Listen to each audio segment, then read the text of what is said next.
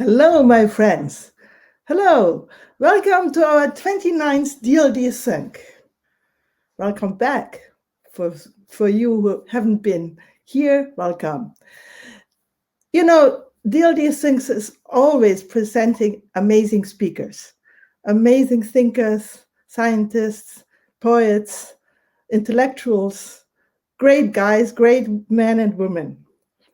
Today, we have a special guest, a very relevant guest.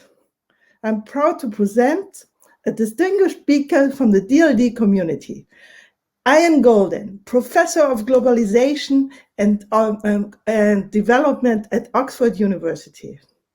Ian is the founding director of Oxford Martin School, one of the world's most important centers for interdisciplinary research into global challenges. Hi, Ian. At Oxford Martin School, Ian leads the program of technological and economic change and the future of work. It will take too long to talk about all his amazing achievements. He was a banker, he's a teacher, he's a scientist, but I feel it's very worth mentioning that Ian published 23 books on economic and social topics. By the way, the books he published are behind him. You can identify them. As you can see, Ian is a man with enormous knowledge about the state of our world. And what's important, not only for the book, for him, also for the DLD community, because it's a typical quality of the DLD community, that they are optimists. And Ian is an optimist as well. He's not afraid to address problems, but he always sees opportunities. That's why he is here today to speak about his latest book called Rescue, From Global Crisis to a Better World. Isn't this relevant today? I think it's enormous relevant. And you will see the book is really, really intense. It's fascinating. In this book, Ian focused on 3 key points, which are his roadmap for turning our world around for the better. First, addressing inequality, overcoming growing divides. Second, intervention, from hands-off to hands-on. Third, cooperation, while working together brings shared prosperity. So without further delay, with my bad English, sorry, my friends, sorry for this. I hand over to you now, dear Ian. After the talk, we will have time to answer the questions from the audience. So thank you. The floor is yours. Thank you so much, Steffi, and thank you for inviting me to be part of your amazing DLD community and to give this talk on rescue. It's a huge pleasure. And as you've said, DLD is about ideas. It's about working on solutions. It's about finding, through technology, through ideas, through innovation, a way of overcoming our great difficulties and creating a world of shared prosperity. So it feels particularly pleasurable today to be talking to you and the DLD community, and your English is a lot better than my German, so I'm going to continue in English, and I hope that works for participants around the world. The reason I wrote Rescue is because I'm concerned that this pandemic is greatly exacerbating and revealing the fault lines in our societies. Many people have suffered terribly, and I'm sure you all around the world participating in this webinar have a knowledge of people that have suffered. And whole groups have suffered. The young in many places have given up their social lives, have given up their education. Their job prospects have got more difficult. And, of course, they're taking on a big debt. For me, the key question is, can we turn this terrible event into progress? Can we learn from it? Are we able, out of the cauldron of this terrible, terrible experience, to create a better world? And I believe we are. I'm absolutely convinced that if we do things differently, we'll create this better world. My nightmare is some of the language. Bouncing back, bouncing forward even, getting back to business as usual. All of these things imply that we go back to how we were before the pandemic. But it's that system which led us to where we are today. We need to do things differently. It's business as usual which created the pandemic. It's business as usual which is leading to climate change, to escalating inequality, to the things we don't want to continue in the future. Even the term reset, the Great Reset, worries me, because a reset implies that we go back to the operating system that is programmed into this. When we reset our computers, we go back to the factory settings. What we need is something different. If we carry on along this road, we're heading over the edge of a precipice. There's been huge progress in the world over the last 30, 40 years. Since the fall of the Berlin Wall, the opening up of China, the Maastricht Treaty in Europe, Uruguay round of trade negotiations, NAFTA in the US, life expectancy has increased more rapidly than at any time in the history of humanity. More people have been lifted out of poverty, particularly because of the progress in China. And there's been other immense leaps forward, which are my cause of optimism. This has all come about because of more flows across national borders, what people call globalization. Flows of goods and services, information, critically, people, investment. The DLD experience is all part of this. The sharing of ideas more widely, more quickly around the world. And it's this sharing of ideas which leads to progress. Simple ideas like washing your hands prevent diseases, wear a mask. And those ideas embedded in things like the Me Too movement, Black Lives Matter, the spread of ideas around gender equality, around gay rights, and many other ideas. This is progress. And this is the reason why I believe in globalization. And we'll need more of it, not less of it, as we go forward, not least to spread vaccines around the world, to accelerate the scientific collaboration. But also, we've needed more of it simply to carry on. Our computers that are allowing us to connect remotely. Many talk about deglobalization, but I believe that we are not deglobalizing. The only thing that needs to be globalized that hasn't been is the politics and management of risks. Everything that connects us can spread good things and can spread bad things. Our airport hubs are wonderful. We couldn't see each other and connect without them. We couldn't engage in global commerce without them. And yet these same airport hubs can spread pandemics. Our cyber connection is wonderful. The global internet, we wouldn't be having this DLD discussion without it. And yet we know that our cyber connectivity can also lead to the spreading of cyber viruses, to the bads. Our financial system is necessary globally. It allows us to engage in investments, to borrow, to save, to send home remittances. And yet that same system can lead to a cascading financial crisis. And it's not only that our connections spread good as well as bad things and need to be much better managed, the flows of globalization, but also good can lead to bad. It's wonderful there's been such enormous progress around the world in income. But now people, for the first time, and it's fantastic news, are getting electricity and have power, have cars, have transport around the world. And that's leading to a rapid escalation in climate change. It's wonderful so many people are taking antibiotics. One of the reasons we have rapidly rising life expectancy prior to the pandemic. And yet that's leading to antimicrobial resistance, which is another major threat. And so we need to think very deeply about what does the pandemic teach us? What has it revealed? And how can we manage things better? How can we manage globalization to ensure that this is the pandemic to end all pandemics? And by ending pandemics, we also learn to cooperate. We learn how to create a better world.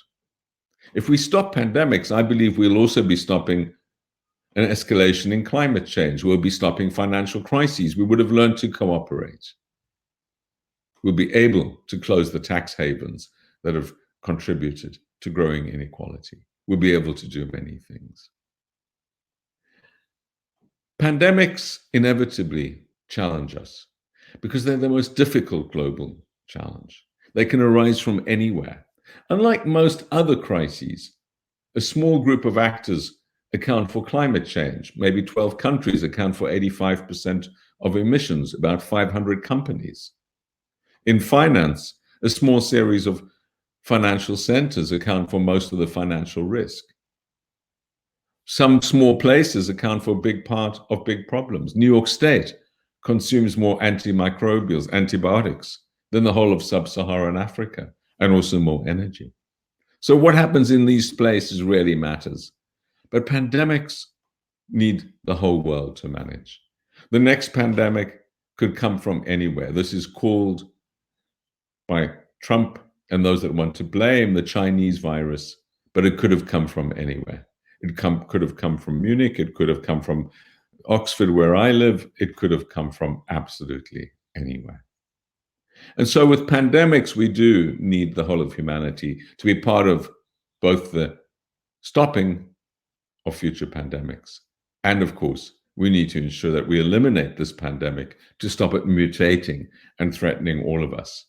As long as it is alive anywhere, it threatens us all. And that's why it's a big test of our ability to work together. But I'm optimistic because I've seen other big tests. And I've seen how, by working together, humanity eradicated smallpox. How by working together, it's almost eradicated polio. How by working together, it's conquered many great threats in the past. And I'm also optimistic that we can change in dramatic ways.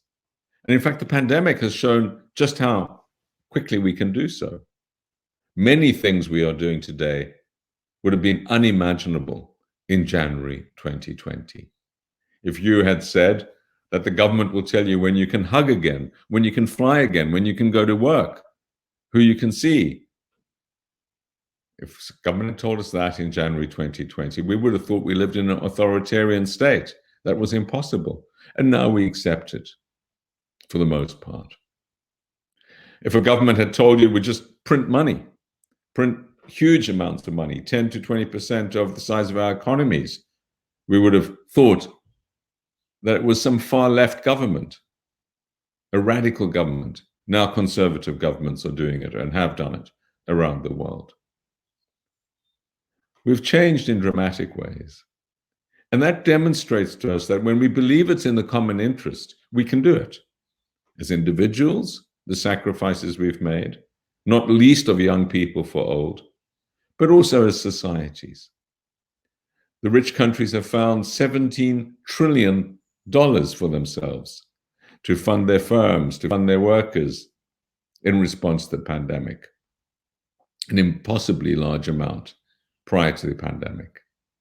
So if governments have the will, and if we as individuals have the will, we can find the way. And it's not just this pandemic that's demonstrated this. It was also very evident in the response in previous generations, and not least the response to the Second World War. I've been trying to understand how, in the middle of the war, a new world order was envisaged. How it was that the United Nations, the Bretton Woods, the welfare state, the Marshall Plan were created in the midst of the war, while countries were threatened.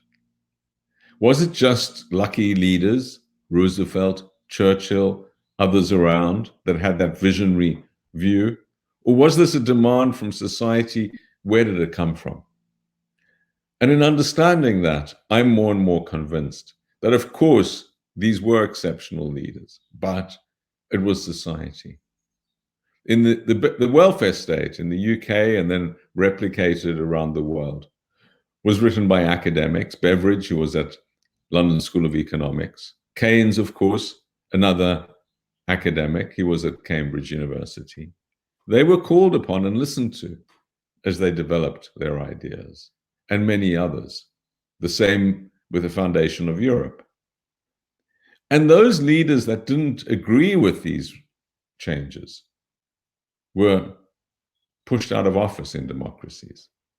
It's quite remarkable that despite being a war hero, Churchill was defeated in a landslide victory by an unknown Labour politician in the UK, Clem Attlee, 6 weeks after the end of the Second World War. Despite all he had achieved, he was not prepared to change the policies in favor of a more inclusive job-oriented economy. And so he lost the election. And we've seen that repeated again and again. Now, if there's one thing that this pandemic has taught us, is that we need to listen more carefully, that leaders need to listen more carefully. When you look around the world and try and understand, why have some countries done so well and some countries done so badly? The UK has done very badly in terms of excess deaths. Germany hasn't been great. Far poorer countries in Europe, like Greece, have done much better. Far poorer countries globally, like Vietnam and Mongolia, have done far better. What is it that explains why some countries have done so badly and some well? It's not that they are democracies or not. It's not that they're rich or poor or not. It's not that they have a strong science or not. Some of those with the strongest science, like the US, have done terribly, or the UK. It's that they listen. It's that they listen to the global expertise of the World Health Organization very quickly, that they listen to best practice, and that they learn from their historical experiences. The reason, of course, why the East Asians have done particularly well, both countries like Taiwan, South Korea, China, democracies are not, and poor countries like Vietnam, is that they have had many previous pandemics. They still bow, they still wear masks, shaped by events that occurred generations ago. And they also had information that came very quickly because they're so connected to China. They knew about the pandemic before we read about it, and that prepared them. But they acted. And the point is the leaders took it seriously. They didn't think they were able, because of their power, economic or scientific or other, to do things differently. And so we have this tragedy that many of the strongest countries have done weakest. And I believe by learning from that, by seeing how badly that populists have done, whether it's Boris Johnson in the UK or Trump in the US or Bolsonaro in Brazil or Erdogan in Turkey or Modi in India, the populists have uniformly done badly because they are driven by politics, not by evidence. What I believe is that we will increasingly, when we elect our leaders, think about this. I believe that we'll increasingly think about how do we stop the next pandemic. We'll increasingly think about the impact of the choices we make. And that, I hope, will also lead to different proportions. We can stop future crises and we can stop future pandemics, but we'll need to change where we put our emphasis. We spend about 1,000 to 10,000 times more on our military preparedness than we do on pandemic preparedness. But all the intelligence agencies that publish reports and evidence suggests that a pandemic is a far greater risk to all of us. So why are we spending so little money on it, nationally and globally? Why don't we have a NATO type equivalent to stop pandemics? Why don't we invest like we'd invest in one nuclear missile or something to stop pandemics? They are a much greater threat to us. And when we recognize this, and when we put the ingenuity of society behind it, we will stop pandemics. There's lots of good ideas coming out of many, many scientists and social scientists and others on how to do this. And of course, it will require, as all problem solving requires, interdisciplinarity. You won't have simply a pandemic specialist alone, because what we've learned as well is the trade-offs, sometimes very difficult, between economic and medical needs, the ethical dilemmas we face about who and how we protect societies, and how you trade off closing down a society for the loss of jobs and incomes. Many more people will die of starvation than will die of COVID-19. These are difficult trade-offs, and they're global in nature, because tourism, travel, vaccines, investment, all of these things are global. And of course, the response globally has been far weaker than historically. The G20, the G7 are totally unfit for global purpose at the moment, even worse than they were at the time of the financial crisis. But these are all problems that can be fixed. And in Rescue, I not only highlight the problems, which is the starting point, but it's the solutions. It's the solutions on all fronts. The future of work is a key consideration in the book. To what extent are we going to continue to work in a hybrid manner? To what extent will we continue to be remote? And of course, only certain groups, not essential workers, can be remote, and we need to reward our essential workers much more effectively. But this raises big questions for the location of people, where people will be, as well as, of course, the future of office space and the future of cities. And I believe that we need to be very careful in this respect. DLD is a community of people that are interested in innovation and ideas. The question I would ask is, can we have Silicon Valley without Silicon Valley cafes and proximity to Stanford University? Do you people need to be together to innovate? Do we need to come together at a DLD in Munich or elsewhere in order to really spark, or can this be done remotely? And my view is we have to come together. That it's the informal, it's the intuitive, it's the stimulation that comes from places, and not only the place and the people, but the food and the drink and the environment, the different buildings, this is all new. It's all stimulating the neurons. We are getting ideas by being in different situations with different people in a different conversation. And the noise also stimulates that. Although, of course, we sometimes need silence too. And that's what we're missing in the remote experience. It's an ecosystem of ideas that creates it. And that's why we have these vibrant ecosystems. Invention is not an individual task. When you look at the patents, you see this teamwork. And there's a strong geographical and proximity dimension to patents. They fall off dramatically. And of course, anything that increases tensions between countries and stops people traveling and stops people connecting and talking and working together is bad for innovation. I'm very concerned about the growing tension between the US and China. This is dangerous in many respects because there's no global problem that doesn't require China and the US talking and being at the heart of it with Europe. Whether it's climate change, whether it's stopping pandemics, or whether it's finding other solutions to great problems.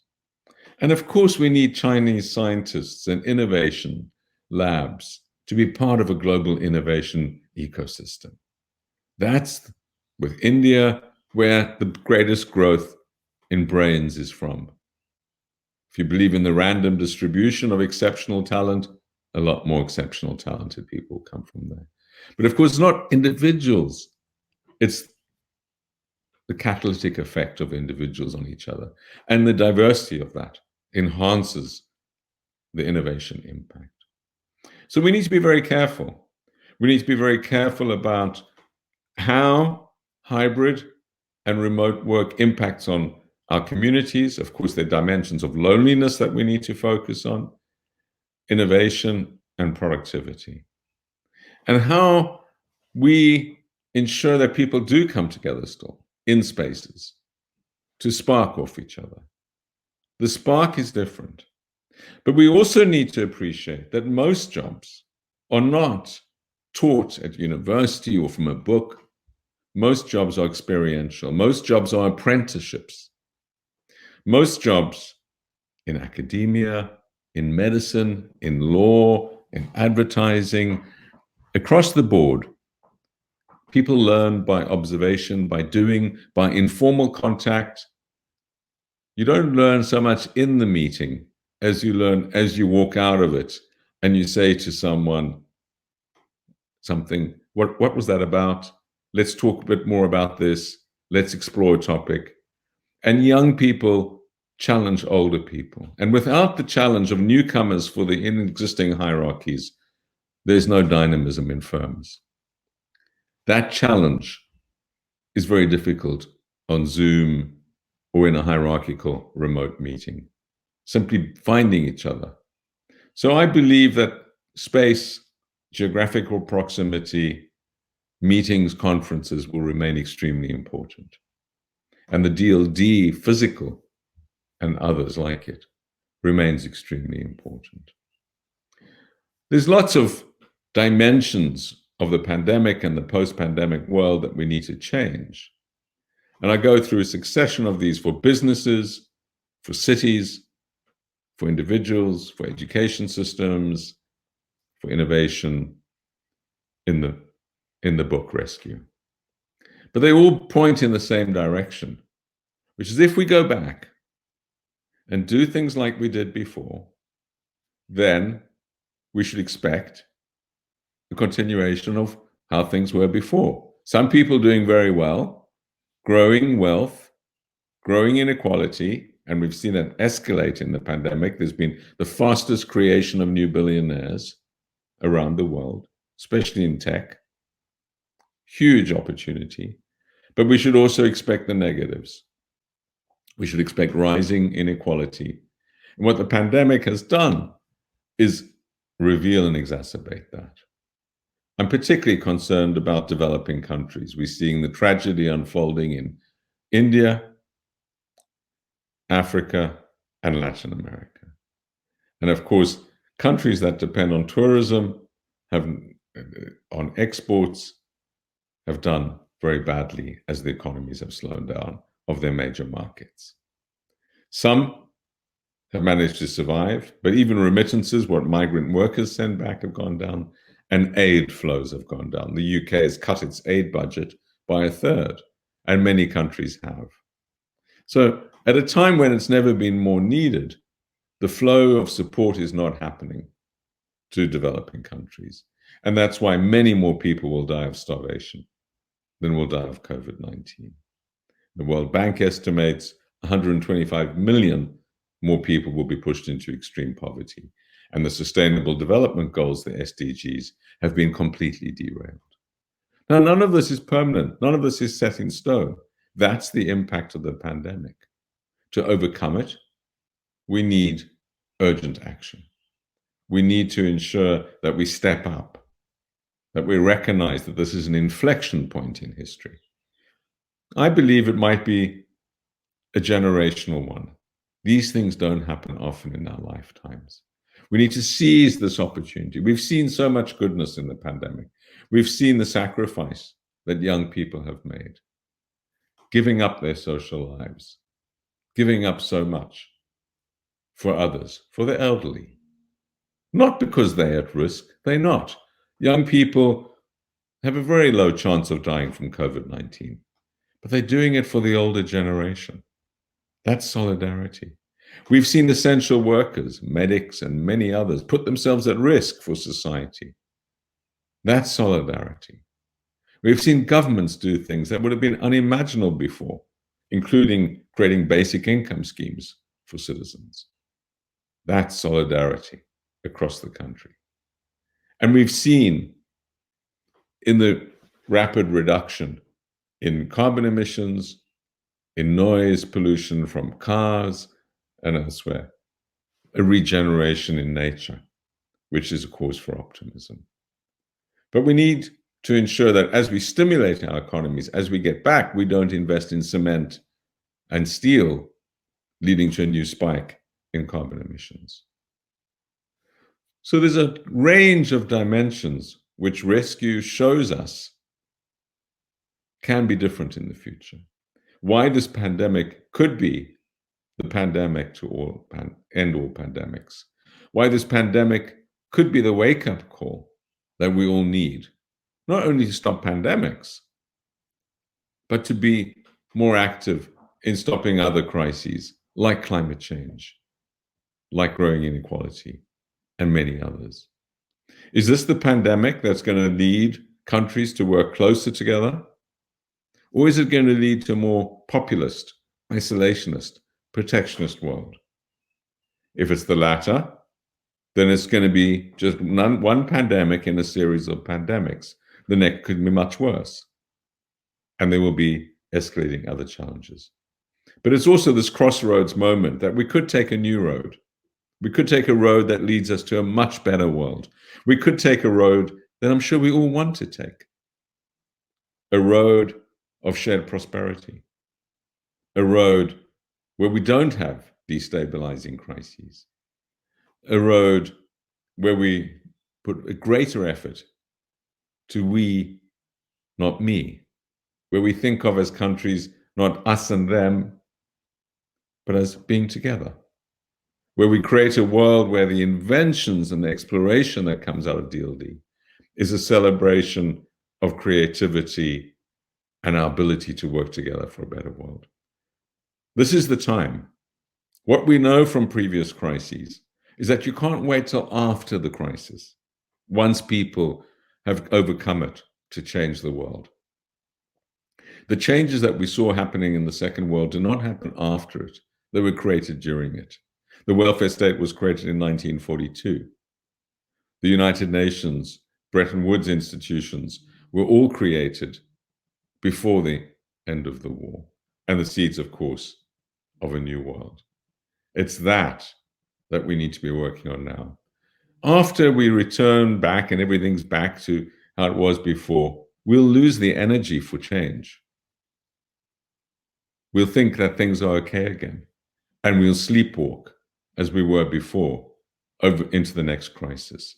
So now's the time to resolve, to do things differently, to learn the lessons of the pandemic. Rescue does not imply that things get better. When we're rescued from an accident or from drowning, we can enjoy the thought that we can live another day, that we have a future to look forward to. What we do with that future and how we make the decisions is what determines whether it's going to be a good world or not. And so my hope is that we can recognize that this is this moment in history that we all have and might not have again in our lives, where we can change our lives and the world for the better. And I hope that in my talk and in reading the book that you find this inspiration and that it helps us all to have a better world. Thanks, Steffi. I'm open for discussion and for questions. Thank you, Ian. This was an amazing talk and a very inspirational and even touchy talk. I'm touched. It was a wake-up call. Don't you think so? Was this your intention to wake us up? Yes, I mean, at least I'm working myself up. You know, I do feel very strongly that this is a very special moment. It's been a tragic moment for many people, a time, terrible time, and that we mustn't repeat this. And we really do need to learn from history and do things differently. So yeah, my intention is, the purpose of the book is to say, whatever we do, let's not go back to business as usual. So I think it's it's important that we influence politicians. What kind of qualities would you recommend for politicians right now and for future politicians? How would you advise them to take this dramatic change out of the pandemic to a better future? Well, I think that there are two or three key messages. The one is, look around the world and see which countries have done well and which have done badly. And I think it's very clear that listening to the evidence, being good listeners, it's no accident that amongst the countries that have done particularly well are those led by young women. New Zealand, Finland, Denmark, because they're good listeners. They're women-led countries, by the way. Yes, that's what I'm saying. Young women. Young women. Yeah. But women-led countries, they're good listeners. They're better listeners, and they're not as arrogant. The problem with a lot of to be a politician, a lot of people are arrogant, and that is so self-believed. That is dangerous. So the first thing is look around the world and see who's successful. And it's the listeners, those that listen to expertise, those that listen to science. That's number one. Number two is don't believe that citizens don't know what's going on. I mean, people lose power very quickly. We saw it in the US with Trump. And Biden is radical. By a big change, and it's going to happen in other places too. See the growth of the Green Party in Germany, and I think we're going to see this change in politics and political alliances, which reflects a desire for things differently. So my second point to politicians is don't assume anything about the old parties and things. Macron is a very interesting person. He came with no political party into power. He wasn't even in the opinion polls 2 years before he became president because he was so unknown. He had no party, and he just destroyed the traditional parties. And despite being a Rothschild banker, which was not, and a pro-globalization, which is not very popular in France to be, after the financial crisis, a banker and pro-globalizing. But he became, a very popular president, 70% of the vote. So surprise, new things can happen, and don't just, politicians need to wake up too. The final point I'd make is what politicians used to say was impossible in January 2020, they're already doing. The Conservative government in the UK is doing things which are far more radical than Labour would have ever dreamt of. Because of the pandemics allowed them to do it. And so the space is wide open now. The old orthodoxies have been thrown out. There's a lot more political space. Ian, you had a big time of your life, you've been a teacher. And I think it's education is enormous important to engage the young generation in their fate, in their future. What are the triggers to engage young people for a better world? Yeah. Well, before I came to Oxford in 2006, I was, of course, a banker. And before that, I was a politician. I was in the South African government. I ran the state bank. But I think the triggers are to excite them. I think the triggers are to stimulate, to challenge, to stimulate. And also to be somewhat optimistic. I mean, young people are going to be around after I'm gone, and they, what happens in 2100 matters for someone today who's a young person, because they should be alive and they should be either enjoying it or in trouble. But it really matters. The long term and what the impact of these changes matters desperately for young people, much more.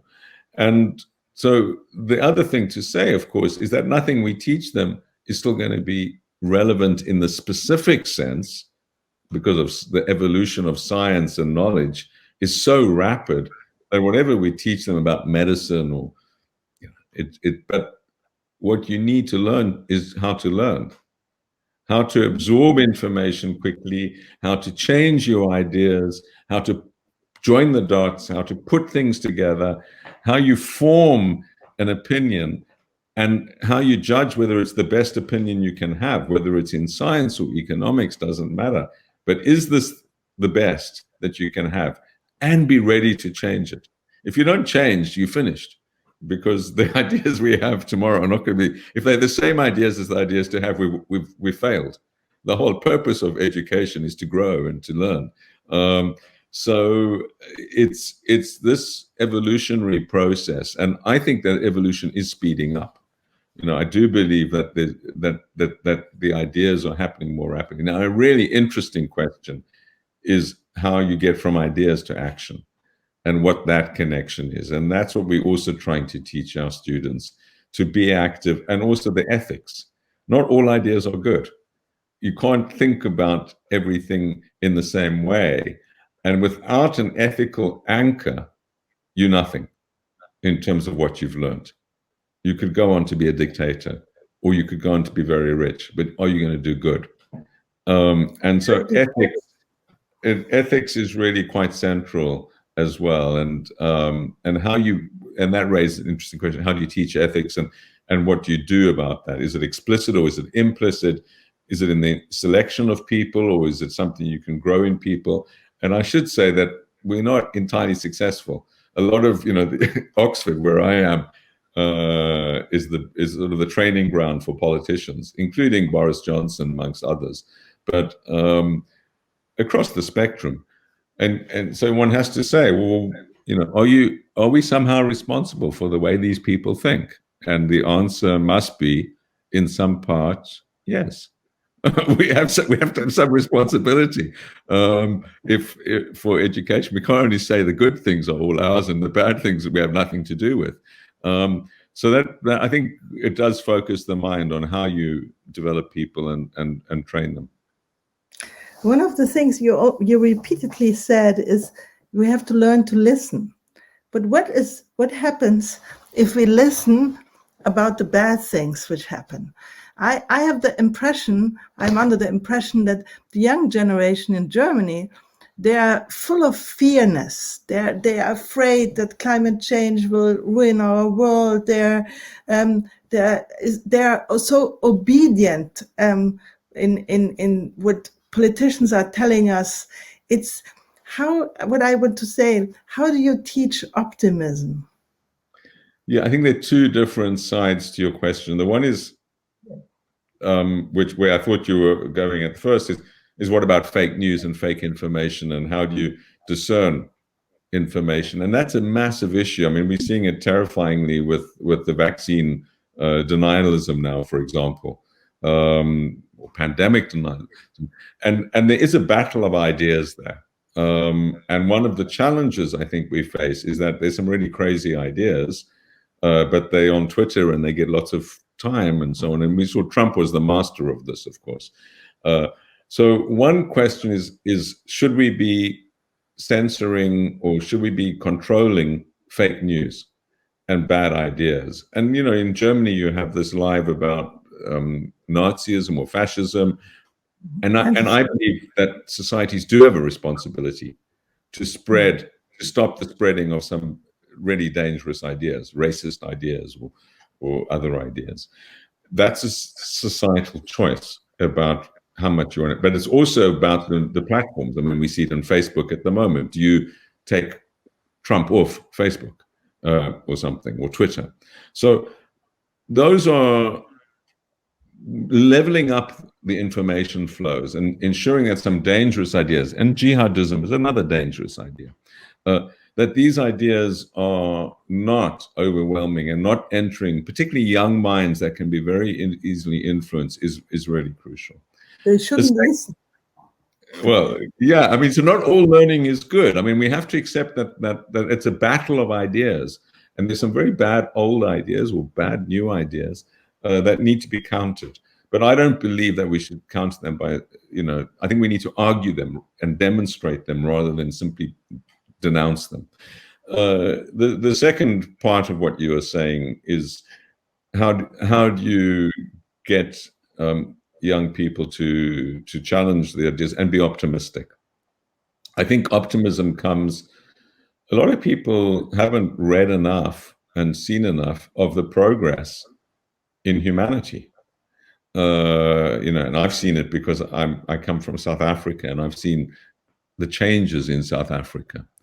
I've seen the changes in Europe, not including in Germany, but in my lifetime, a lot of young people haven't seen that. They were born after that.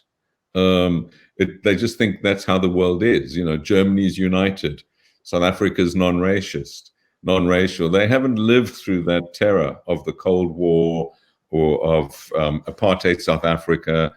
And so I think that's one. The second is that for a lot of young people, the future doesn't look that bright. This is the generation that will not be wealthier than its parents, most probably for the first time, will not be more educated than its parents for the first time. There was so much progress in the post-war baby boom generation that slowed. And when you look at the numbers on wealth, on jobs, on incomes, on prospects, and then you add the climate change and other worries and the new Cold Wars, then people get anxious. And you see that the statistics on mental health amongst young people is very worrying. Anxiety, depression, suicide, etc. And it's a real problem. So I think it's both about demonstrating the path of progress. It's about confronting the challenges and showing that we can create a better world. This has happened before, it'll happen again, but it doesn't happen by standing on the sidelines. It doesn't happen by just saying it's a disaster. It happens by acting, by people engaging and doing things. That's how you change the world. And that's what I hope people feel inspired by. On engaging and acting. Let's go to some questions of the audience. One is, Ian, I remember our wonderful conversation at DLD in Munich when you promoted your book, Age of Discovery, about the second Renaissance and how many parallels you found to the past. How would you answer these questions after 3 years of the Age of Discovery? What is the next steps in this? Are we still in the Age of Discovery, and what has changed? Of course, the pandemic. Are we still in a second Renaissance, or is it coming to? Well, yeah, absolutely. Well, firstly, I think DLD, and thank you for remembering what I said and being there. But DLD is part of the reason for optimism, because it's the spreading of ideas and progress. Yes, I think we're absolutely in a second Renaissance. I think the book was right. I mean, the book predicted a pandemic. You'll see in it, and I can't remember in my talk at DLD whether I said, but the pandemic is a Renaissance experience. That's as well as extremism and populism. The whole story of Savonarola, the whole fake news story was basically, fake news was started in the Renaissance. The contesting of ideas. In many ways, it was the printing revolution, the information revolution, and it was the spreading of pandemics globally. The voyages of discovery that went to the Americas spread diseases that killed most Native Americans, and the ships that came back brought syphilis and other diseases that killed millions of Europeans. It was that early connectivity, like the planes coming from Wuhan, spreading pandemics. That's the exact, to me, metaphor for that. So yes, we're in the second Renaissance. We're in the explosion of ideas. We're in the contestation of ideas. We're in all the goods, the populism that we saw in the Renaissance, using the new technologies, the printing press. And of course, the reason I wrote that book is that the Renaissance, although we celebrated 500 years later because it was just the most incredible genius exploding individually and collectively through the exchange of learning, books, which went exponential. Before that, there was just handwritten manuscripts. You went exponential knowledge creation and sharing and language. But the reason why it's important is, despite all the progress and the genius, it was a disaster. It led to the Inquisitions, it led to religious wars, it led to Europe being set back hundreds of years until the Enlightenment, much later. Things didn't progress. And we don't want to live through that. We want the Renaissance without the tears of the Renaissance. We want the progress that it envisaged, and we want the beauty of creativity. But we want to sustain it and share it, unlike in the Renaissance, where it all ended in catastrophe, including in Oxford, right here, like a kilometer from where I am, in my college, Balliol College, which was torn apart by the Renaissance. People were killed in the college and around the college. They were fighting their religious war. It was a terribly difficult time because of this clash of ideas and technologies, new technologies like guns spreading and gunpowder. So we're in their second renaissance, but we need to have a different sort of learning. So yes, thank you for observing that. And I think it's more relevant than ever. And we better prepare that we don't have the bad things coming. That's what rescue is also about. It's sort of reinforcing I just wanted to say, from the pandemic. Yeah. We prepare and reading your book, Rescue. I have a very simple question to you. We talked a lot about the need for optimism, but what is optimism? I think optimism is seeing that things can get better and improve.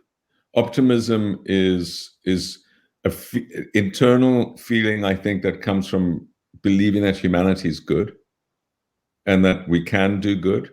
We can also do terrible, terrible evil, as everyone knows. But we can be good. And we can see in the good the way things can be if we do things differently. And that makes us positive. We are the difference between humans, I don't know about other species, but we have this capability of choice, of action, of turning ideas into action, of deliberate decision making. And I think one can envisage this better and one can observe it. What makes me optimistic is so many things that I've seen with my eyes in my life. And it's happening all the time. You have a friend that has cancer that's cured from a new technology. Or you see the young woman in my college, which didn't allow women. Now we have majority women. They weren't allowed 40 years ago in the college. You see the Me Too movement. You see Black Lives Matter. You see people changing minds. You see a gay prime minister of Ireland, which, Catholic Ireland. I thought that will never happen in my lifetime. Now, when I say to people, it's amazing, they say, why is it amazing? They don't even know that it used to be such a impossible idea to imagine.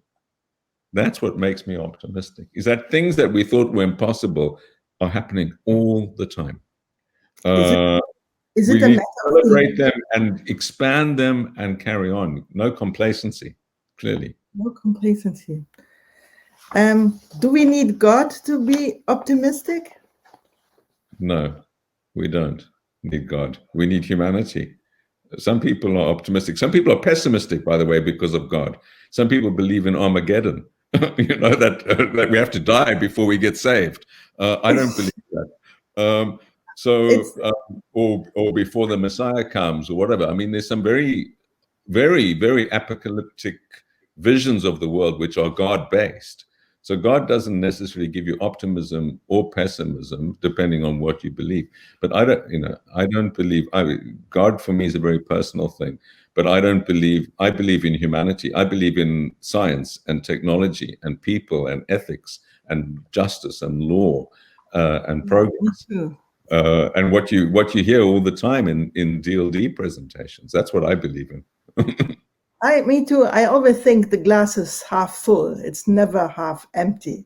I think the life goes on and goes on. And if it ends, we will see. But since it's going on, we have to engage and I think it's very important that we have to define what we really want. What is our goal in life? And what is our part of being a human being? What is our role? Act is in the action sense, that the decisions we make. Now, I mean, I understand that not everyone has the optionality. A lot of people just are in terrible, terrible, terrible situations, and they can't change their situations. And there are billions of people around the world in that world. Stuck in poverty or stuck in terrible situation, and we see the tragedies of it, whether it's in Gaza or whether it's in Yemen or whether it's in Africa or whether it's in our own countries. People are in terrible situations and they need outside people to help them as well as their own choices. I feel very privileged that I can, sit at home in the pandemic and think about these issues. So obviously what you feel depends on where you are. and what you're seeing. And I've had the privilege, I think, also to be optimistic. And we thank you so much that you shared your optimism with us. Maybe this is an odd question, but it's here and I will ask you. We talked about the second Renaissance we are in it. Do you imagine a third Renaissance, and how will it look like? I haven't thought about that question before, but it's taken 500 years from the first, what I think of as the first Renaissance of the 1500s, late 1400s, 1500s to today. So, will it take another 500 years to the next? I don't know. I should say that, how we define a Renaissance is a very arbitrary thing. My Chinese friends tell me that they had a Renaissance long before the European Renaissance, and they're right. My Muslim friends tell me that there was a Renaissance in the Ottoman Empire long before there was in Europe, in Italy, and they're right. So, there've been many, many Renaissances. If you define a Renaissance as a big leap forward in creativity, in organization, in institutions, in the way that people think, it's mainly about people thinking differently. In the Renaissance, I'm talking about 500 years ago, people went from thinking the earth was flat to round. That's a revolution. From the earth being the center of the universe to a planet circling the sun and the sun, other suns, that was a revolution. Thinking that the heart was where the soul is, to just realizing the heart's just a pump. It's not a soul, it's a pump. Mm-hmm. That was the first time people drew that. These were revolutions. Circumnavigation.